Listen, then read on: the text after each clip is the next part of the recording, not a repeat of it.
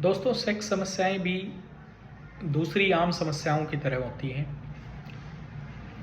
जैसे किसी को पेट की बीमारियां हैं, किसी को दिल की बीमारियां हैं, किसी को दिमाग की बीमारियां हैं, किसी को जोड़ों का दर्द है, उसी तरह बॉडी में सेक्स की समस्याएं भी होती हैं। प्रॉब्लम कब आती है? जब हम किसी भी बीमारी को लंबे समय तक दबा के रखते हैं। सेक्स की बीमारियां गुप्त रोग नहीं हैं।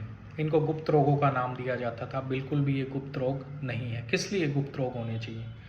एक रोग आदमी को है, कोई प्रॉब्लम है, तो उसको उसका इलाज करवाना चाहिए, प्रॉपर डॉक्टर से कंसल्ट करना चाहिए, इसके लिए सलाह लेनी चाहिए ताकि आगे के जीवन को स्मूथ किया जा सके। किसी भी चीज़ को गुप्त रखने से दो प्रॉब्लम आएंगी। या तो समस्या बढ़ेगी,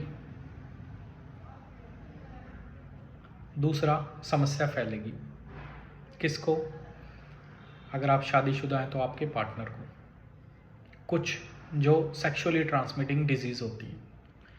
अब रही बातें एक इंडिविजुअल से एसोसिएटेड, क्या सेक्स की समस्याएं सिर्फ मर्दों में ही होती हैं? जगह जगह बोर्ड पे सब जगह आपने देखा होगा मर्दाना ताकत। सेक्स की समस्याएं किसी भी जेंडर में हो सकती हैं, महिलाओं में या फिर पुरुषों में हो सकती हैं। गुप्त रोग इनको क्यों बोला जाता था? गुप्त रोग इनको इसलिए बोला जाता था क्योंकि कई डिजीज़ सेक्सुअली ट्रांसमिटिंग डिजीज़ होती थी, लेकिन इनको गुप्त रखने से बीमारी फैलती है, ठीक नहीं होती कभी भी। ये समस्याएं भी दूसरी आम समस्याओं की तरह हैं, जैसे इरेक्टाइल डिस्फंक्शन हो गया, हार्ट की प्रॉब्लम होती है। हार्ट की जब पंपिंग कम हो जाती है, हार्ट के अंदर ब्लड सप्लाई की प्रॉब्लम आ जाती है तो हार्ट अटैक आ जाता है। इरेक्टाइल डिस्फंक्शन, वैसे ही ब्लड सप्लाई में प्रॉब्लम आ जाती है, इरेक्शन में दिक्कत आने लगती है। ये ट्रांजिएंट भी हो सकती है और ये कई बार लंबे समय तक भी हो सकती है। Premature ejaculation, low sperm count, loss of libido, तो ये डिफरेंट हो सकती हैं। इनका एज से, जेंडर से, सोशियो इकोनॉमिक स्टेटस से कोई भी संबंध नहीं है। ये किसी भी एज ग्रुप में पाई जा सकती हैं और साथ ही साथ ये कई बार किसी भी इकोनॉमिक स्टेटस में पाई जा सकती हैं। ये बीमारियां ऐसी हैं। दूसरी बीमारी तो की तरह भी इनमें कोई एज का, जेंडर का, स्टेटस का कोई भी बैरियर नहीं होता। अगर कोई भी समस्या सेक्स से संबंधित रहती है जो हमने बताई है तो आप इनके लिए संपर्क कर सकते हैं। Everything will be kept confidential और आपको प्रॉपर गाइडेंस और सलाह दी जाती है। गुप्त रोग, सेक्स रोगों को गुप्त ना रखें।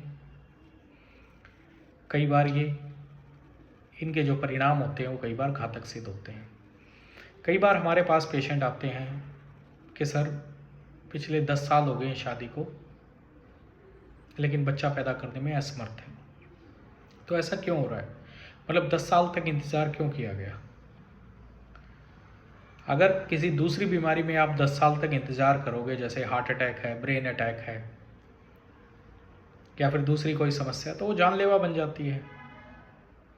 और इसका भी, बच्चे की भी एक, संतान उत्पत्ति की भी एक प्रॉपर उम्र होती है। अगर हम इसको जितना लंबा खींच के चलते हैं, प्रॉपर मेडिकल एडवाइस नहीं लेते, आजकल काफ़ी ऑप्शंस हैं। मेडिकल मैनेजमेंट है, सर्जिकल मैनेजमेंट है,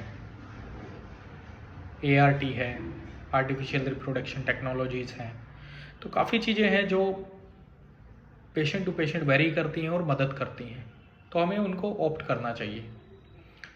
तो इन समस्याओं को, सेक्स की समस्याएं भी दूसरी आम समस्याओं की तरह हैं, इनको साझा करें, सुझाव लें, इनको बढ़ने ना दें, क्योंकि ये बढ़ने का, ये प्रॉब्लम एक आदमी को होती है लेकिन इसका इम्पैक्ट 2 लोगों पे होता है। जबकि दूसरी जो प्रॉब्लम्स होती हैं, दूसरी जो शारीरिक प्रॉब्लम्स होती हैं, उनका इम्पैक्ट, एक आदमी को ही प्रॉब्लम होती है, इम्पैक्ट भी एक आदमी पे होता है। लेकिन सेक्स की बीमारी ऐसी नहीं है। सेक्स की बीमारी होती एक आदमी को है, लेकिन इसका इम्पैक्ट 2 आदमियों पे पड़ता है।